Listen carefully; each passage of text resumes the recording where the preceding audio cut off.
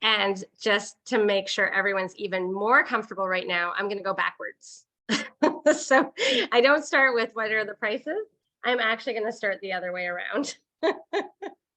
So we are starting with John, Markayla, and Annie. And the question is, my parents are considering a nursing home.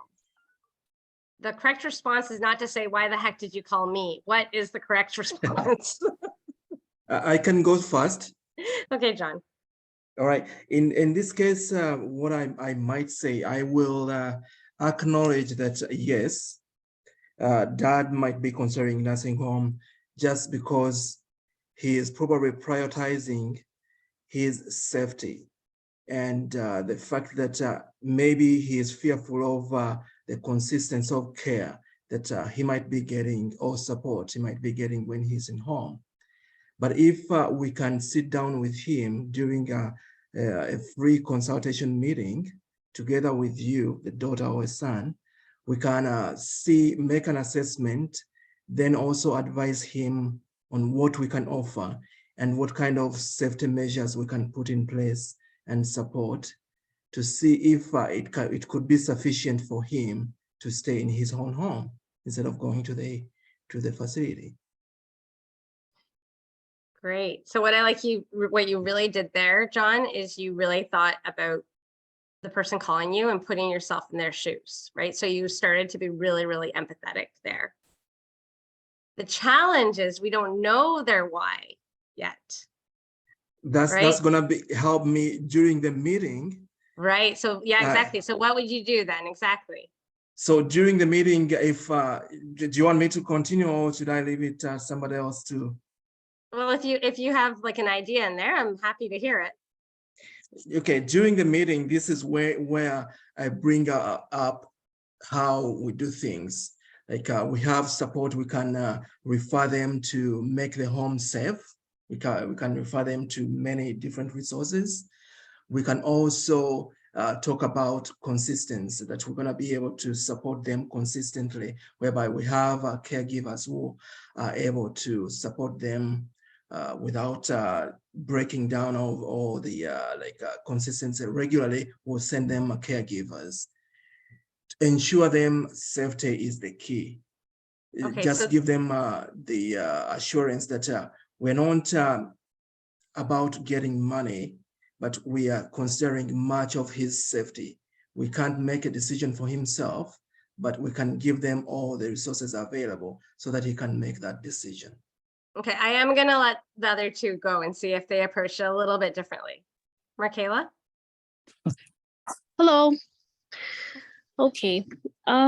So when they're first saying, yeah, my parents are considering going into a nursing home, I would try to get them talking more about why exactly they're feeling that way. I would say, tell me more about why they're feeling this way. Are they having a hard time managing at home?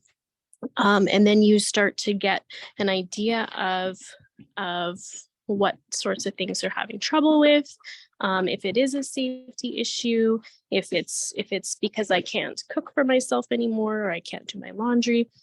And then I just try to reassure them that, you know what, like you called the right place. As a private home care company, this is what we do. We're an alternative to going into a nursing home, and there are a lot of things that we can do to support people in their homes and help them to live there safely as long as possible. And I would get into examples related to what their concerns are. If it is, chores around the house, or cooking, groceries, safety, all of those kinds of things. Yeah. Great. So right away, just trying to peel back the onion of like all the reasons behind it, right? So yeah, you can see like there probably is one concern above another that takes a priority, right? So you could list all the things of why, but it's actually better communication by focusing on the things that they're actually worried about and understanding it deeply. Because you're right, Markayla, you just named like 5 different things they could be concerned about. Yeah, and that's the important part of making a connection with them, is understanding what their concern is and then providing reassurance about that specifically. 100%. So what you really want to be careful of is making assumptions. And so, because you do not want to bring up a concern that they haven't thought about. Yeah, that's a good then point. We're making a stressed person more stressed. So John, just be careful about making assumptions that they may not have even thought about safety. They might just be, we didn't know there was in-home care. Like, I talk to a lot of people about what I do. I talk to everybody about what I do. And I am shocked that over 50% of the people I talk about didn't know that services like ours existed. And so they might be considering, so I invite you to go into every conversation not knowing. That's actually a powerful place to come from, is you don't know. And so you ask them, tell me a little bit more about that. What are your concerns? And they may even say, I actually have more concerns about going into a home than not being in a home. So awesome. Right. That. That's another thing that I also bring it back around to, is some of the benefits of staying home with us instead of going to a nursing home, and just sort of reading what might be important to them. But yeah, some of the main things for people are, that they're comfortable in their home. It's where they have all their memories with their family, and they can stay somewhere where they're comfortable, and they get to know their one caregiver, whereas in a nursing home, you're seeing different people every day, and it can be impersonal, and private home care, it's on your terms, on your schedule, with what you need and stuff like that. Yeah, no, I love the start with the questions in there, I think. And what I love, so both John and Markela are registered nurses, right? So sometimes a lot of you don't have a healthcare background. And I have to actually say, like, you're good. Because what Sarah just said is showing up with curiosity is going to be really, really easy for you, right? You're going to have lots of questions, and that's okay, because then you're actively listening and building that connection.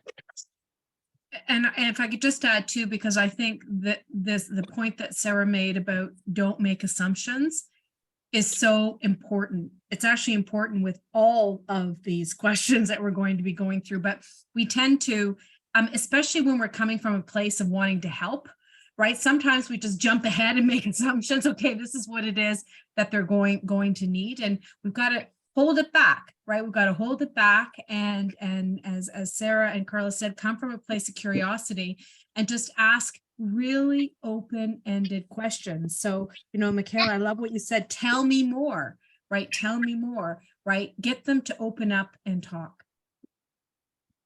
Now, Annie, oh, sorry, Markela, go for it. Can I bring the walkie-talkie? No, I don't think I have anything else. Annie can go ahead. Okay. And Annie's cheating because she was part of onboarding training, but you're allowed. Annie, I love that you're here.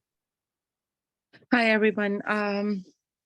Okay, first of all, I would like to ask them, like, would you tell me more about why you guys are thinking to send parents, into the nursing home and wait for them to say whatever they have to say? Because in back of my mind, I'm thinking, if they are thinking to send them parents to the nursing home, why did they call me? So there my point is, and I get more stronger because I'm right here in front of them. So I will listen to them, and then I will explain them that I don't know how much you know about JLF, and introduce them that, hey, we have 24-hour service. So it's not like it's just a daytime or evening, some hours, a few hours you'll be receiving the service. We are here 24/7, 7 days a week.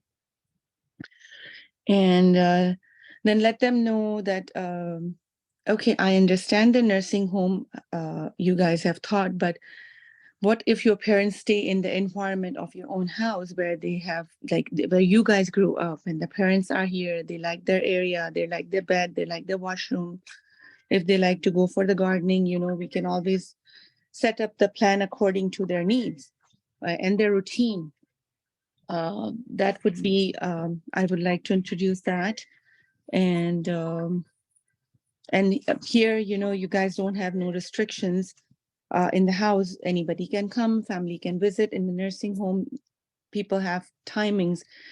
Mom needs to go to for lunch on time, like in this time to that time. And if she's tired, she's sleeping, then she needs to receive food in her room and the food gets cold. Here, if you have the caregiver, in-home caregiver, she can provide the breakfast, lunch, and dinner according to mom's time and need. If she wants to sleep more, she can sleep more.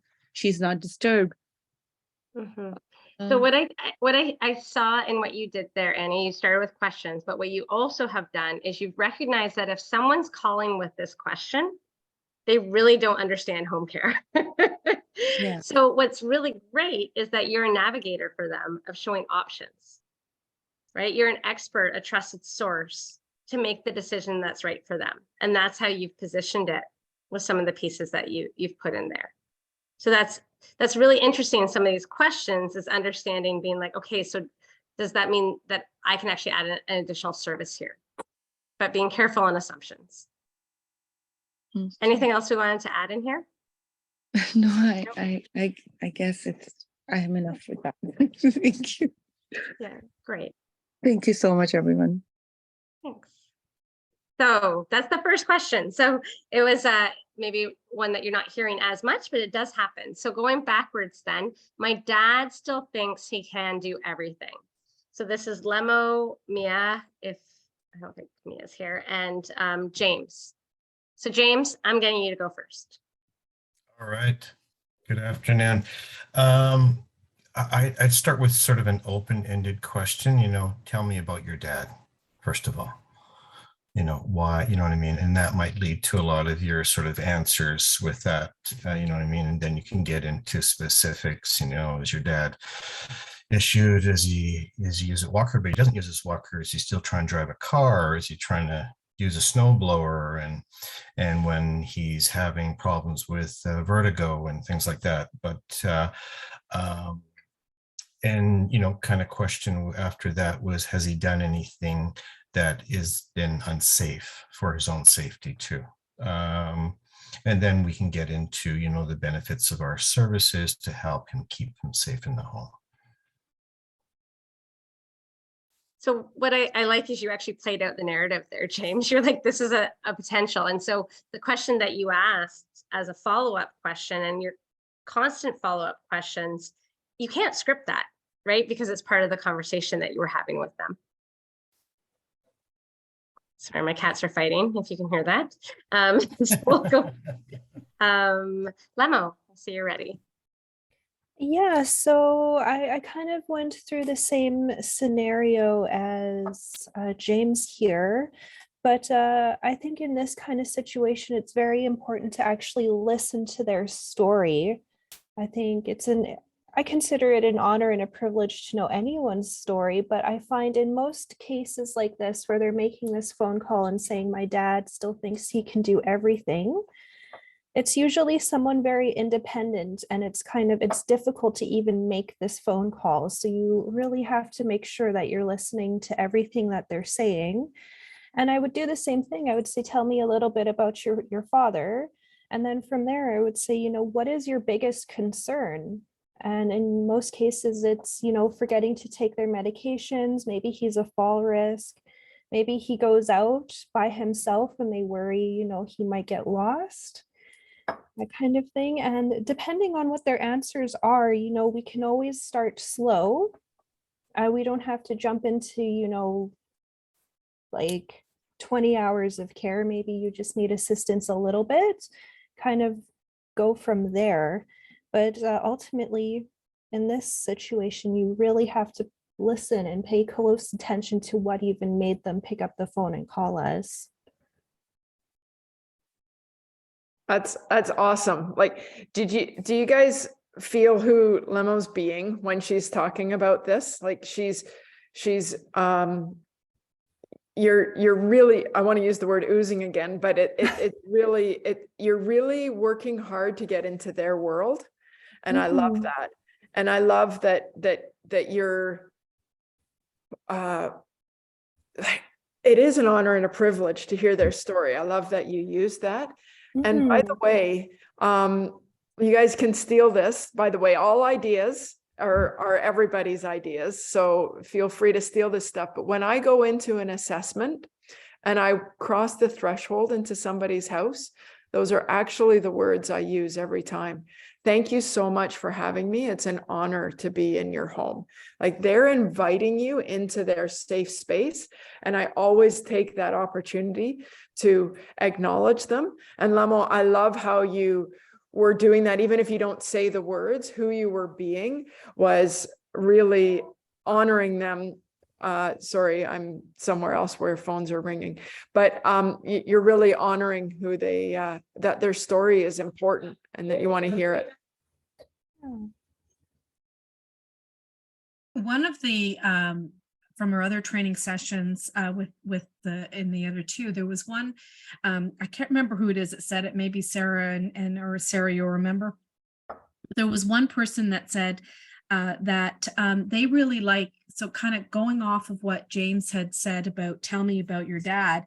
And then this franchise partner said, well, tell me what are the things that your dad really likes to do and still can do, because our goal is to not take away the things that dad can still do. Right. And I loved when I heard that, because I know with my own parents and my father especially, it was all about him, the focus was always on what he couldn't do as opposed to what he could do. And I thought when I heard that in our training session, previous one, that it really kind of, especially if you're having a conversation and both the dad is there and the family member, because it really respects the individual and it respects the dad as well, and still lets him hold on to something that's important for him of the stuff that he still can do.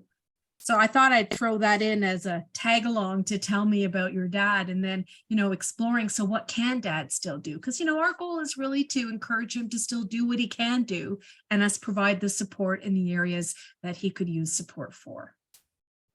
Yeah, I remember that vividly. It was Jan who was like, because we turned it into, well, my dad still wants to be independent. And Jan's response was like, that's what we want too. Like, it was just such a natural, like, that's exactly what home care does. Home care isn't actually losing your independence. It's actually prolonging your independence. So it was really neat to take the side in the conversation. Thanks, Eloise. That's a great point. So the next one is, my mom needs assistance with ... That's Jeff, me and Neil, and Suleiman. Jeff, I'm going to get you to start us off on this one. When they talk about tasks, like, I hear what they need, but I also emphasize that our limitations are my insurance and the Alberta Labor Code. And with that, we're also setting boundaries, because a lot of people are like, we want 1 hour shifts. Sorry, not doable. It's against the law. We don't do visit care. And I'm nicer about how I say it, but it's nice to set boundaries that way. But then it also says we don't have limitations within that. So I emphasize we act like a family member, and we'll do anything a family member will do, but with the added benefit of a healthcare aide that can take care of personal care and deal with that and help with just about anything. Like I said, a family member with the extra skills. Okay, great. So I think there was a lot in there, because I think that what happens is when they're calling, there's probably what's going to happen is just going to be a lot of discussion right at the beginning of what someone needs. And the challenge we face is that we do almost everything, except for we do have barriers. So I like that you were clear about that, because I think in the community health manager conversations, we've been very clear about what a bad customer is and when to say no. So I think that's important. And then I think when we are in that first bit, I'm going to throw it over to Mia. What would you do? Oh, you're on mute.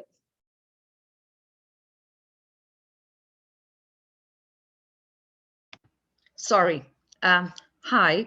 Okay, well, I would say absolutely. We are here to help you. You called the right place, and just listen to them and ask them, well, tell me more. What exactly does your mom need helps with, and what can she still do, and what are you looking for, and just listen to their stories so you get a good feel of what they need, and just emphasizing that we are here, that we have caregivers that have all kinds of different levels of care, and that we will match them with the right person that would really work well with your mom, and just see how the story goes, and then pick up on specific things, like if they say, well, but she just had a surgery too, so I need somebody that can deal with wound care and things like that.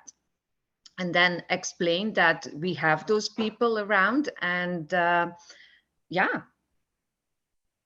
Okay, so you can see the contrast, right, in these two. So really, it's what we want at the beginning is, remember, this conversation has to be 20 to 25 minutes, or you're never going to close the deal because you haven't built a connection. And I like the barriers and the boundaries, Jeff. And at the beginning, though, we have to open it up instead of closing it. So the closing part can be qualification at the end, but we really have to have an open connection focus in the beginning, which is the questions that Mia is speaking to, right? So I love that you had them speak about their story, so that they're probably speaking for 15 minutes at that point. You can have follow-up questions about care and the person. And only once it feels like that's the fit, do we do the qualifiers at the very end. Eloise? Yeah, I think definitely having, tell us more about your mom kind of conversation, right? It's similar to what we just had as well too. And, when they are describing what assistance mom is needing, it's great to, once they finish saying that, then yeah, you can say, I'm really glad that you mentioned that mom needs help with, because this is the assistance that we absolutely can do and provide.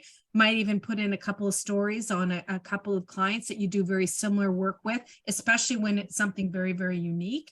And then you can expand it further and say, tell us a little bit more, right? Like what are other areas that mom likes to do, or you would like to be able to help with? Because once you've done that first part and got them opening up and you validating, yep, we can do that, then it makes them feel comfortable to open up even more.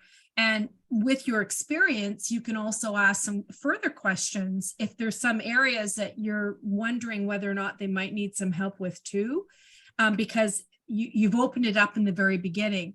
And then to Jeff's point, if there is an issue with any of the assistance requirements that were defined in that initial part of the conversation, you kind of keep that till later in the conversation, because that's then when it is that you would bring in what the restrictions may be if all the things above didn't quite fall together the way that you're able to provide the care for, because then you're focusing on what you can do up front versus what can't.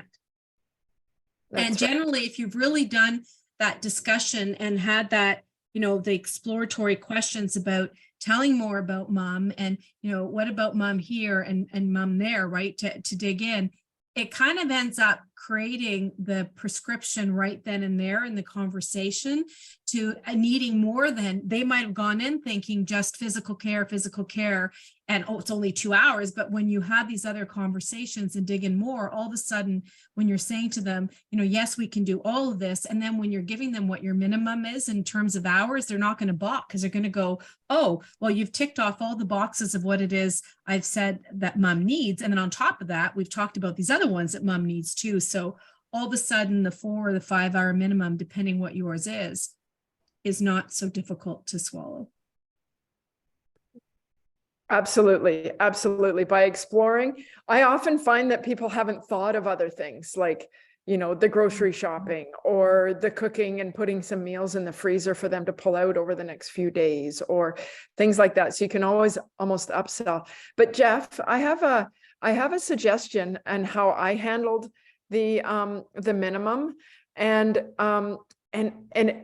it instantly shifted how they were being around us to align with our values.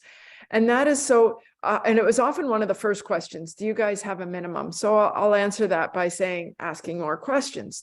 What are you looking for? And then when they say, well, I really only need an hour, I say, well, something that's unique about us is that we run a social enterprise. And by running a social enterprise, we really care about our caregivers. And I don't expect a caregiver to earn a living by doing 1 hour here, 1 hour there, and 1 hour here. And immediately it puts the clients in a place from, you're trying to gouge me for extra hours, to, wow, you really care about your caregivers. And wow, I hadn't even thought of it from their perspective. Of course, we wouldn't expect someone to do that. And I've been able to move almost everyone off of that minimum concern. Now our minimum on Vancouver Island is 3 hours, which I think is reasonable. Occasionally too, if they're in a busy spot. And I explain that. I say, if you're in a place that another caregiver is nearby and you're flexible on time, and we can make it work for them. But I think that's a little softer, and it brings them on to the same way that you're thinking. It gives them a sense of your values, saying that you really care about your caregivers, rather than, it sounded a little abrasive to me when you're like, well, that's just against the law and we don't do that. It sounded a little bit almost accusatory for them, whereas they just might not know. And then they also can then connect the dots of, wow, if you treat your caregivers so well, you must get the best caregivers in the business. Now I want to use you guys because you've got the best caregivers, because you're going to look after them. So that's just a slightly different approach, Jeff, that you may want to try on or not, but that I found that really worked for me in my calls. I love that you had them make that assumption. I'd probably be like, yeah, that's why we have the best caregivers. Well, yeah, and that's right. You say it for them. We get the best caregivers because we care about them, and we don't expect them to do an hour here, an hour there. Yeah. Well, and we can't assume that people are always connecting the dots when they're in an emotional situation, right? So I think it's great when you point out to them, this is why we do and why we have what we have in terms of the minimum. So, and yeah, it is. And the other thing that what as Sarah was talking, I was like, oh my goodness, that's so the emotional triggers that come with that conversation, right? Remember we talked about people are going to remember how you made them feel. Well, they're going to remember if they start going back on about how I only want an hour, right? They're not going to, because that emotional trigger's been triggered with them for that. So I love that one, Sarah. I'm going to write that one down, because that's definitely got to be a good go-to. So we're going to the next question. What kind of services do you provide? And this is Angela, Robert, and Bukla is getting a free pass because you guys are having training with us next week. So Angela, do you want to get us started? Sorry, can I just, before we get started there, what was the last question? The last question, sorry, I'm going up. It was, my mother needs support with blank, blank, blank. So it's when they call and they're just starting to tell you, like, they need, they have mobility concerns, they need to, light cleaning, whatever they're listing to you as what they need. How do you engage that? So it's not like a direct question, it's more of a, like, an entry in, and they usually like, boom, boom, boom, like, what does it cost? It kind of usually goes together. Okay. Yes. Yeah. So no, this one, oh, sorry. No, I was just going to say Sarah's response to the 1 hour shifts. I thought that was brilliant. Actually, it's really good. I'll probably be adopting that. Well, that's the point here. We're all learning, right, from each other. So I learn something every single time we have one of these sessions, which is, yeah, it's great. Yeah. So the next one, Robert, actually, I see you've already unmuted, so I might get you to do this one then. What kind of services do you provide? So it's again going to come down to, figuring out what that person is calling about, right? So I can just sort of say, we provide non-medical home support to make sure your loved one can stay in their homes, safe and in comfortable, supportive environments. So then ask tell me why you called up. So tell me about your situation, then see if we can help you, right? Rather than a list, because the list is not going to do any good, because that list has 10 things that person is probably calling about, 2, 3 major concerns. So if we pick those 2, 3 things and wrap our service around that, that will probably close the deal. I love, you just got a thumbs up from Sarah in the chat. There's too much to describe. Exactly. Angela, I don't know if you're available or with a client. So any other things that people do when this is described? Because I know it can be like this big elephant of like, what do you provide? And it's like, what don't we provide? Right. So I think, and I like how you turned it around to a question to them to keep going. And then it would be like, yeah, we do that. And yes, you called the right place. And I heard, I think Markayla, as you said that, I forget who said that, but you called the right place. And for Sarah, we are the best. No, I'm kidding. For all of us, we are the best. You called the right place. But one way that I've described it sometimes is I just tell a really short story about like, it's everything from one medical appointment, you know, if somebody needs support with that, all the way to, you know, 24/7 care, like, yeah, you name it. Let's talk about your mom. Yeah, don't get in the weeds. The other one, Sarah, is your favorite, is the wait. Why am I talking? So if we started to list,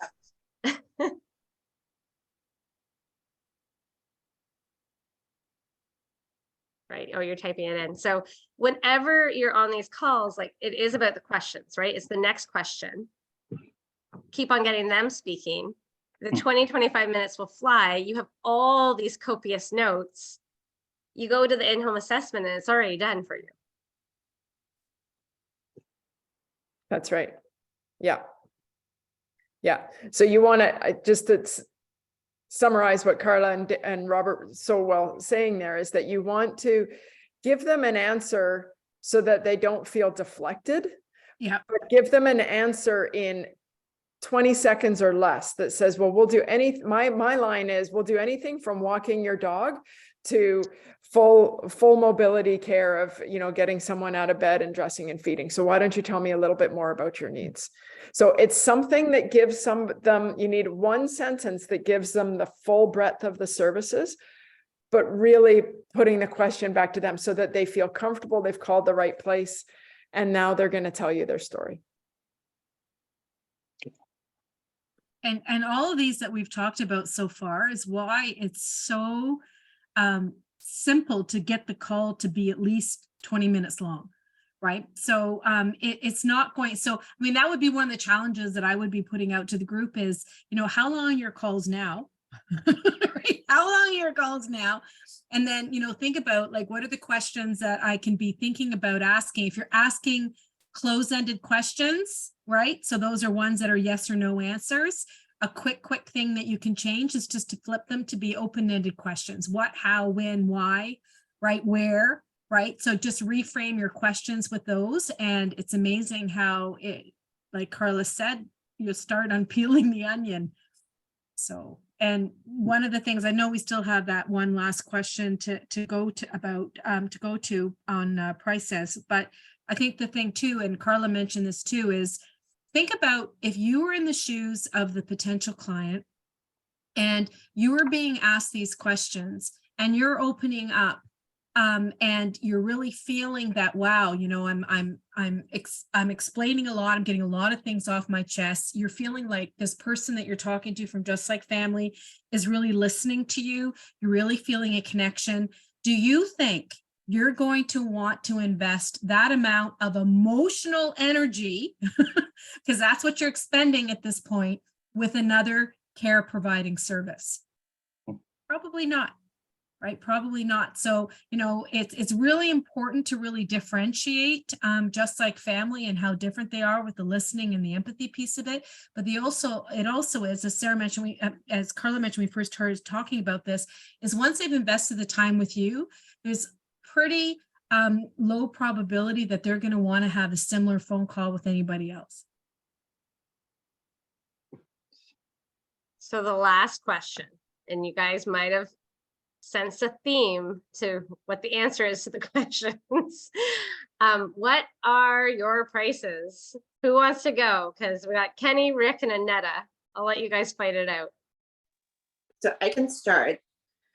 So with me, that kind of was pretty much the biggest challenge that I had when I started, and I kind of still struggle with it a little bit. So first of all, I always try to kind of avoid answering that question at the beginning. I try to kind of answer it with, our services. We customize our services to our clients' needs, and just kind of going over, what we can actually, what they can benefit from what we provide before I can actually put a price on it. Because I feel if I put a price on it right away, it's just like I'm just trying to sell them something. And if I build up that connection first and kind of let them know what we can bring to the table, and then maybe just gently bring in that price, it kind of reverse the whole situation a little bit. But I do still challenge with that. So I kind of would like to hear, other people's ways of dealing with it as well. Great, thanks for kicking us off. Kenny, Rick? Yeah, I just want to come in now. Rick will talk after me. I don't do one-on-one so much. Angela would have been the right person here. We all know that I deal with facilities more than one-on-one, but yeah, before now, what I would just do is appreciate the client, thank them for reaching out to just like Family Home Care, at least. For them picking up the phone to call us is something it should be appreciated.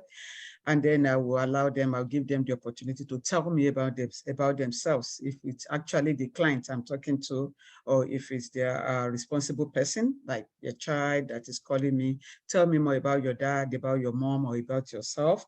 So that we want to know, is it just the chores we want to handle here? Like I want to take care of their safety, cooking, grocery, all that. That would determine how much we want to charge. Or is it going to be hands-on? Are we going to be taking care of their bathing, feeding, and all that? That would determine how much we want to charge them. Most importantly, we want to know more the care needed by the person that is calling, or the person they are calling on behalf. Most important is we want to know more. Thanks, Kenny. Rick? Okay, pretty much the same as everyone else. Somebody's asking, and I've just learned this recently, and I think Eloise would confirm that. So if somebody's asking what your prices are, I don't just, well, I'm not going to anymore, just blurt out what the rate is. I'm going to now probably say, well, that depends. Can you give me more information? What do you need, right? So the point is to get them talking. And I'm actually seeing that as a common thread through all of these questions, is to get, just to get them talking. And I like the point that was made in the last question there, what Sarah said as well. Again, the call should be 20 to 30 minutes long. And that kind of makes the client not want to have to do that again. So that kind of helps cement things for us, right? Anyways, yeah, that's what I've learned recently, that, you want to get them talking. And through all of the questions, you want to put it back to them and get them telling their story, so that you, I don't know, so you learn more about them. Yeah, and Rick, if I could just throw in too, what I find too is, because when I first started being out in the field selling many years ago, I had a fear.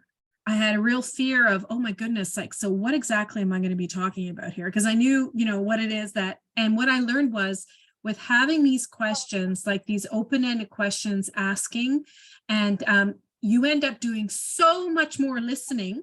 And if you're actively listening, then there's such a natural evolution to what the next thing is that you're going to be asking, right? It's not like, and that's why we never want this to be scripted either, because that kind of takes away from active listening.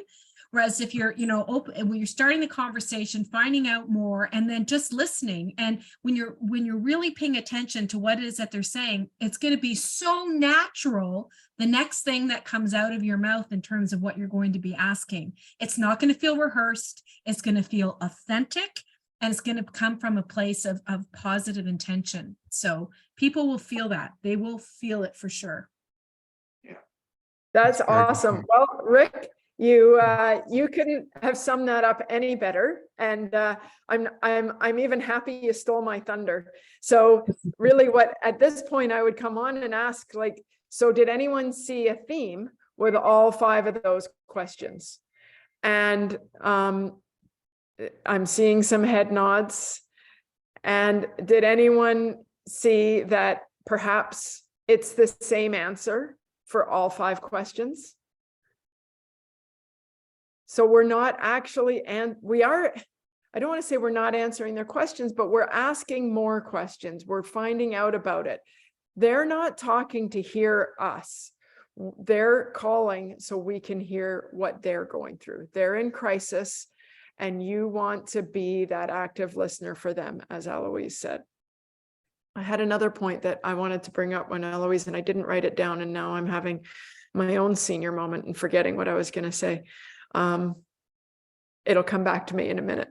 But yes, so it really engage with them with the questions that you're finding out more about them, no matter what they ask. And please do not answer the most, oh, I know, I remembered. The most important one to do that on is do not answer the services and do not answer the prices, because you're not going to make your call last 20 to 30 minutes. Okay. So how many people on the phone think that they get a lot of tire kickers? They get a lot of people that we just say, oh, they're just kicking tires. They're not really interested. So here's my spin on that. I think people might be tire kickers if they're looking to upgrade their car, or if they're looking to get a bigger TV, or they're looking for some luxury item in their house. They might think, oh, if I can get a good deal on it, I'll get it. That'll be great. But people are calling for their loved ones. They're calling for a reason. Maybe they're the caregiver and they're getting burned out. Maybe they're the caregiver and they're not enjoying their relationship with their mother anymore because they don't get to be daughter anymore. Maybe they're so it's our responsibility, like Carla says, it's our responsibility to get to the bottom of that and not have them stopped by giving them a price right away, and actually digging into what's going on for you, what is the story behind it. And then we know what great work we do, so it's easy to respond to that to them. But it's really not dismissing them, because they might not, it is not normal. This is not a normal conversation. And when you're bringing forward your superpower of vulnerability, empathy, passion, listening, compassion, that's not normal. And so you've got to realize that people are calling you. They're not going into that vulnerable space right away. So the safe way of asking the question might be, what are your prices? Or what are your minimum hours? Or how are you different from other home care companies? But that's because they don't feel safe yet to speak. And so that's why you revert back to your motivational poster. So this all comes full circle, and you become that empathic listener and like, wow, tell me more about, you called the right place, but I really, what's going on? And then you start shifting them to that place of trust. Okay. Can I jump in for a second here? Please do. I'm sorry, my camera is not working, but you can all hear me. One of the things I find very helpful, pardon me, is when you get that phone call, and instead of giving them the cost of the services after they've explained what the needs are, one of the things I always encourage is for us to meet, for me to meet with the family member that is making the phone call to me, and also meeting with the client before I jump into this is what it's going to cost for the service. And that's always helpful because you learn so much by meeting the client, meeting the family members. And sometimes, you know, they say, well, you know, this is great. You know, at least if my mom's care or dad's care increases, we will consider increasing the hours as well. So I always find it helpful making an appointment to meet with the family and the client at the same time. That's amazing. And I use that practice too. I often did not give out a practice, the prices until the assessment. You know, you do your best to like, listen, it really depends on your situation, your parents' situation, your loved one's situation. So let us come out and really see what we can do. Right. And we'll let you know the price. That's great feedback. Yeah. Great. Well, thanks again. Oh, sorry. Sorry, Carl, can I add on to it as well? Yeah, so please.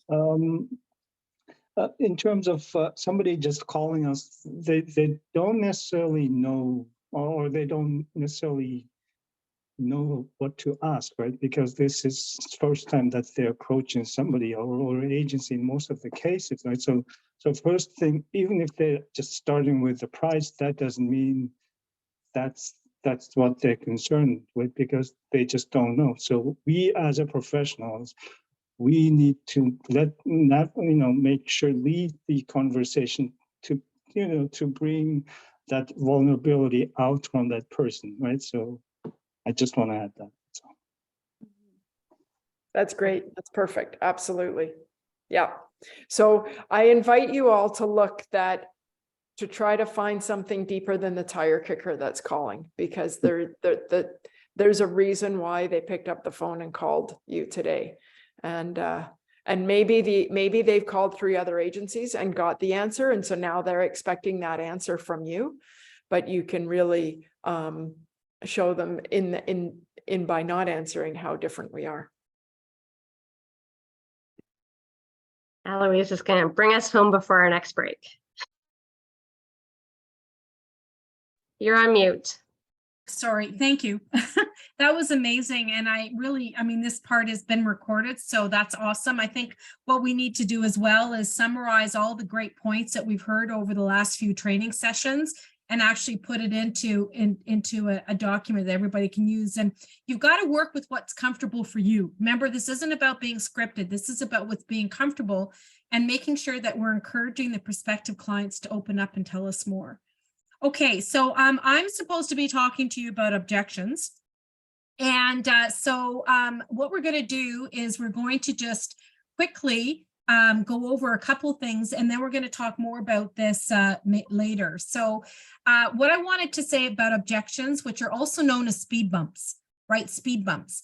And these speed bumps or objections are really reasons why someone will not want to move forward with Just Like Family, or they might have some concerns or some questions that aren't being answered yet. And, you know, it's important that we look at these in a totally different mindset. So that's the first thing I want to start with. So some people think, oh my goodness, you know, I don't like dealing with these questions and objections and reasons why people are saying that they don't want to come forward with Just Like Family.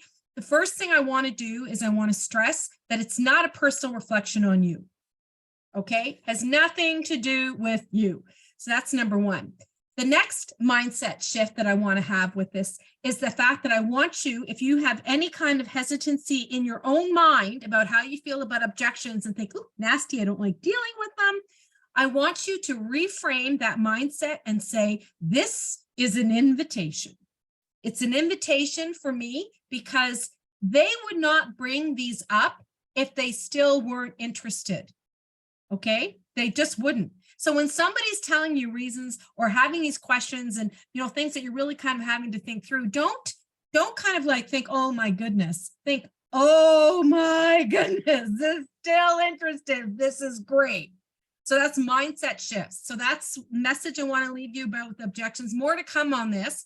We're building a speed bump objection possibilities list. So we've already started it. I've added some more even from the one-on-one sessions that I've had with some of the franchise partners over the last week. We're going to continue to build this. We're going to put this out to the entire network. So we really get a good list of speed bump and objection possibilities. And then we'll do a follow-up workshop just on that. Okay, but in the meantime, number one, it's not a personal reflection on you.